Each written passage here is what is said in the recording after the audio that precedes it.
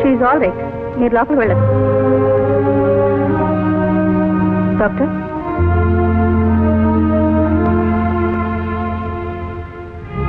Is it complicated? Doctor, ఆమెను checkup చేశాను. Blood టెస్టే కాక అన్ని టెస్టులు చేయించండి. ఎక్స్రే కూడా తీయించండి. ఆమెను బెడ్ మీద నుంచి కదలనిద్దు. నా అనుమానాలు నాకున్నాయి. డాక్టర్, ఎక్స్రే అన్ని టెస్టులు వచ్చిన తర్వాత కానీ మనం ఏం చెప్పలేం. ముందు ఆ రిపోర్ట్స్ మాత్రం వెంటనే తెప్పించండి. అవసరం అనుకుంటే నేను ఇంట్లో కానీ హాస్పిటల్లో కానీ ఉంటాను.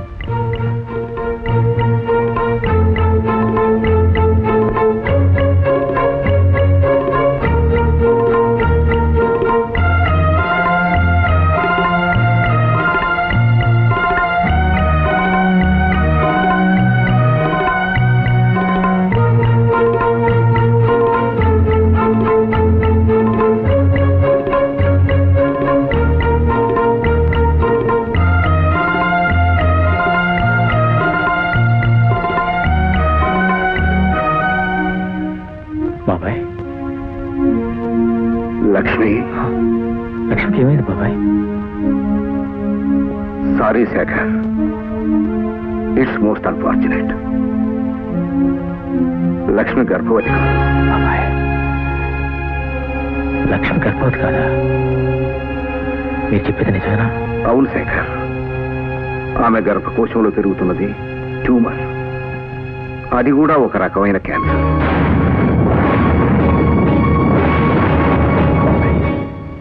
మీ రిపోర్టులన్నీ కరెక్టేనా? మీ డయాగ్నోసిస్ కరెక్టేనా? రిపోర్టు కరెక్టే, డయాగ్నోసిస్ కరెక్టే. బాబాయ్, అయితే వెంటనే ఆపరేషన్ చేస్తే? ఆపరేషన్ చేసినా చేయకపోయినా లక్ష్మి ఎంతో కాలం బతకదు.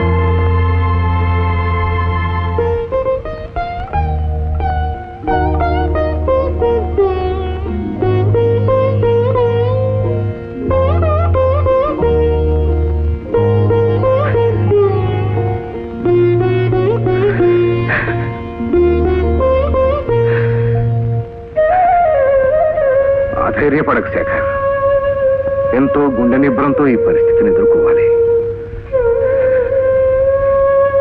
ఈ పరిస్థితిని ఎదుర్కోవడం నా దగ్గర ఇంకా గుండె నిబ్రం ఎక్కడ ఉంటుంది బాబాయ్?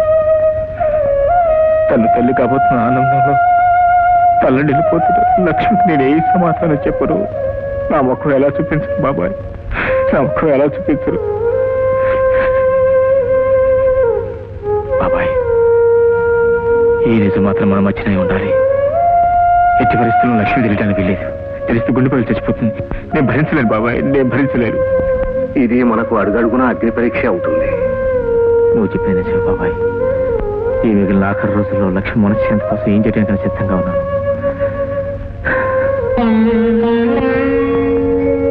బాబు, శేఖర్, ఏమిటి బాబు నేను విన్నది నిజమేనా?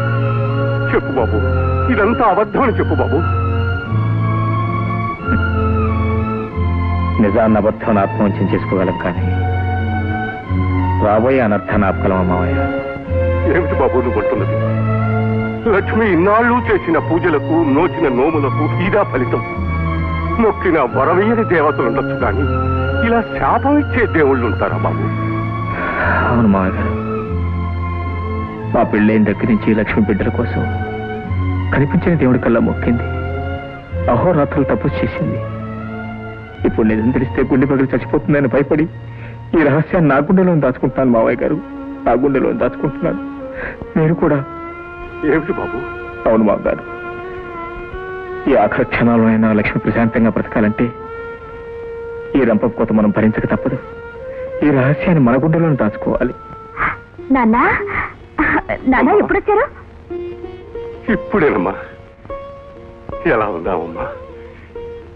మీ ఒంట్లో బాగుంటుందా? ఏమిటి నాన్న కొత్తగా అడుగుతున్నారు? కొత్తేనమ్మా. ఆడపిల్ల కన్న తండ్రికి ఎప్పుడూ కొత్తేనమ్మా. పెరిగి పెద్ద ఇన్నాడు, పెళ్ళయ్యి అత్తవారింటికి వెళ్ళేనాడు, తొలిసారిగా తల్లి కాబోతున్నప్పుడు ఏమిటి నాన్న మీ కళ్ళలో నీళ్ళు?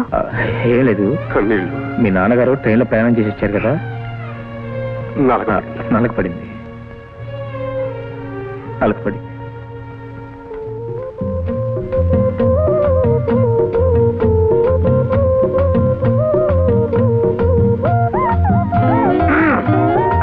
అల్లుడు కాలు తిరిగిన పిల్లలు అటు ఇటు తెగదిరిగేస్తున్నావు. ఇంకా నువ్వు డ్యూటీకి వెళ్ళదా? నీకోసం ఎదురు చూస్తున్నాను రా. నాకోసం ఎందుకు? నీకు స్వయంగా కడుపు నిండా భోజనం వడ్డించి పెడదామని. నీకెందుకు మామయ్య కష్టం? అత్తయ్య అలివేలు ఏమయ్యారు? గుడికి వెళ్ళారురా. ఎంతైనా పిల్లనిచ్చిన మామని కదా, నీ మంచెటలు చూసుకోవాలి కదా. పైపొచ్చి ఇవాళ మొదటి చేత ఇంటికి తీసుకొచ్చి ఉంటావు. తండ్రి లాంటి వాడిని నా చేతుల్లో నువ్వు పెడతావు, నేను పుచ్చుకోవాలి. తండ్రి లాంటి వాడివే కానీ తండ్రి కాదు కదా. అందుకే నా కన్న తండ్రికి ఆఫీస్ పక్కన పోస్ట్ ఆఫీస్ ఉంటే అందులో ఇప్పుడే ఎంఓ చేసి వస్తున్నాను. ఇదిగో రసీదు. నాకు ఆఫీస్ టైం అవుతుంది, భోజనం వడ్డించు. కష్టకాడిగా నా ఇంట్లో తింటూ ఎంబో మాత్రం నీ బాబుకు పంపిస్తారా? నీకు అన్నం పెట్టాలని కూడా నాది బుద్ధి తక్కువరా. నీకు పెట్టాల్సింది అన్నం కాదురా, సున్నం.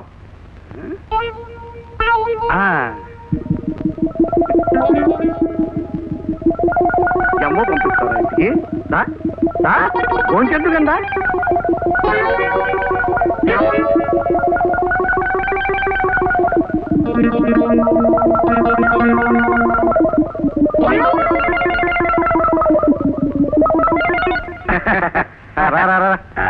ఇక్కడ కాదు, అక్కడ. ఏమిటో మావయ్య, ఇన్నాటి నీ చేతి వంట తినే అదృష్టం నాకు కలిగింది. ఇన్నాళ్ళకి నీకు పెట్టే అదృష్టం నాకు కలిగిందిరా. ఏంటి గుత్తివంకాయ కూర స్పెషల్? దీంట్లో కమ్మటి నెయ్యి ఉంటే ఎంత బాగుంటుంది. ఒరే, నెయ్యి ఆరోగ్యానికి మంచిది కాదు. పైపెచ్చి నువ్వు శివలింగంలో ఉన్నావు, అలాగే కొట్టే. కొని మంచినీళ్ళైనా పెట్టు. మంచినీళ్ళు తీసుకొస్తా.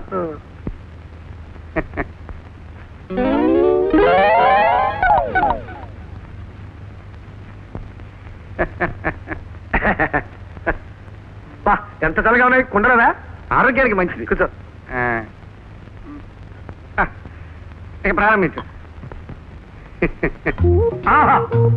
ఎక్కడో 5 స్టార్ హోటల్లో మాస్టర్ కుక్ గా పనిచేస్తున్నాడు మావయ్య. అత్తయ్య పాల్పడ్డావు.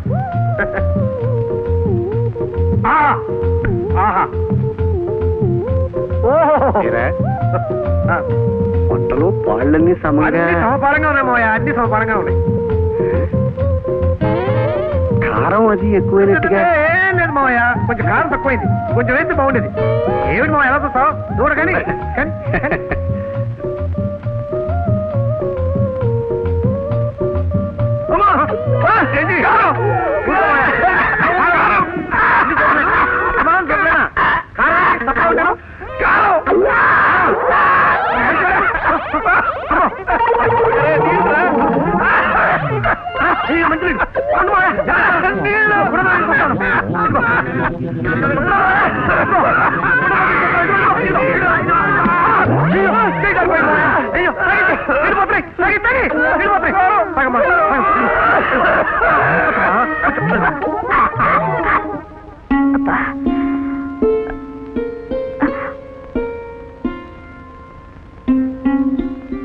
నేను రెగ్యులర్ గా వచ్చి చెక్ చేస్తుంటానమ్మా. విశ్రాంతి తీసుకో.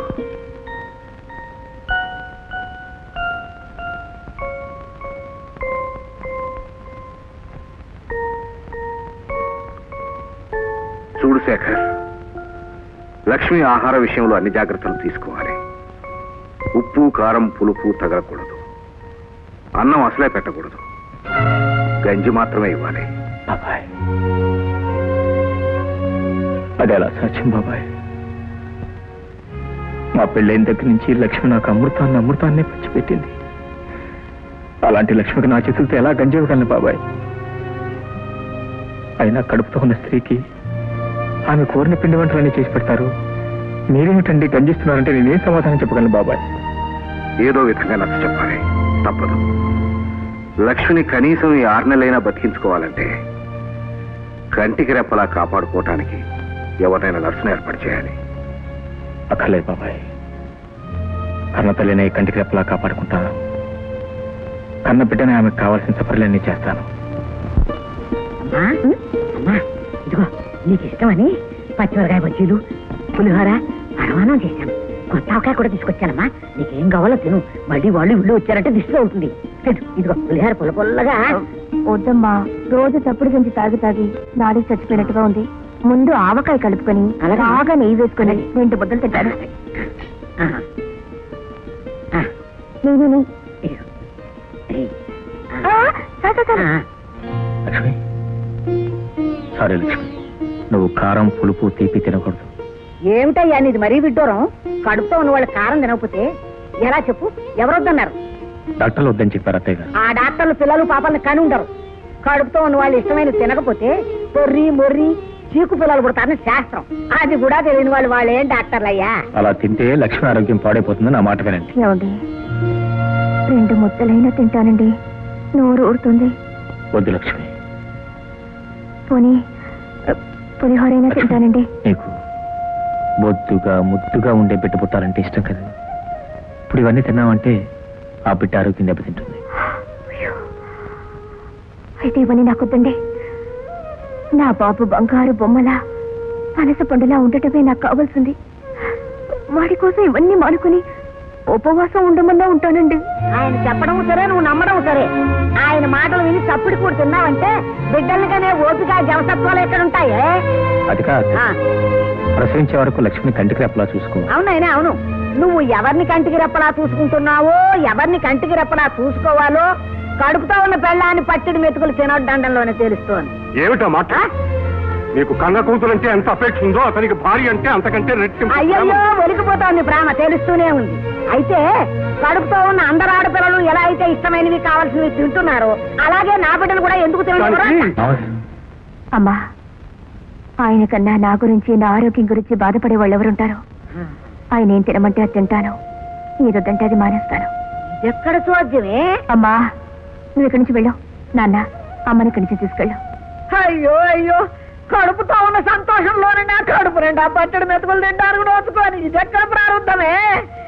అయ్యో అమ్మా. సరేనమ్మా, నీ ఇష్టం. నీ మొగుడు, నీ సంసారం, నీ ఇష్టం. సుబ్బమ్మ నువ్వు వెళ్ళు. ప్రతి పూట ఈ గంజి తాగలేకపోతున్నానండి. ఏం చేయమంటావు చెప్పు. ప్రతిరోజు నీకు పంచపక్ష పరిమాణాలతో అన్నం పెట్టాలని ఉంటుంది, కానీ ఈ చప్పిడి కంటి నీకే ఒక తప్పటం లేదు. పర్వాలేదులేండి, ఈ జాగ్రత్తలన్నీ మనకు పుట్టబోయే బిడ్డ కోసమే కదా. మీ చేత్తో ఇచ్చే గంజి అయినా అమృతంలా ఉంటుంది.